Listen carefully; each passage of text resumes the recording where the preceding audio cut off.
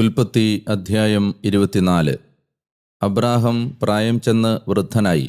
കർത്താവ് എല്ലാറ്റിലും അബ്രാഹത്തെ അനുഗ്രഹിച്ചു. തനിക്കുള്ള എല്ലാറ്റിൻ്റെയും കാര്യസ്ഥനായ തൻ്റെ ഭവനത്തിലെ മുതിർന്ന ഭൃത്യനോട് അബ്രാഹം പറഞ്ഞു, നിന്റെ കൈ എൻ്റെ തുടയുടെ കീഴെ വയ്ക്കുക.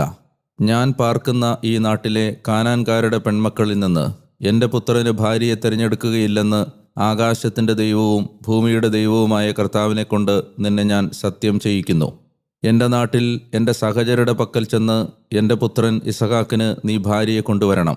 അപ്പോൾ ആ ദാസൻ അവനോട് ചോദിച്ചു, ഒരുപക്ഷേ ആ സ്ത്രീ എൻ്റെ പിന്നാലെ ഈ നാട്ടിലേക്ക് വരാൻ തയ്യാറല്ലെങ്കിൽ അങ്ങ് പുറപ്പെട്ടു പോന്ന ആ നാട്ടിലേക്ക് അങ്ങയുടെ പുത്രനെ ഞാൻ ഉറപ്പായും തിരിച്ചു കൊണ്ടുപോകണമോ? അബ്രാഹാം അവനോട് പറഞ്ഞു, എൻ്റെ പുത്രനെ ഒരിക്കലും അങ്ങോട്ട് തിരിച്ചു കൊണ്ടുപോകാതിരിക്കാൻ നീ ശ്രദ്ധിക്കണം. എൻ്റെ പിതൃഭവനത്തിൽ നിന്നും ജന്മനാട്ടിൽ നിന്നും എന്നെ കൊണ്ടുവന്നവനും എന്നോട്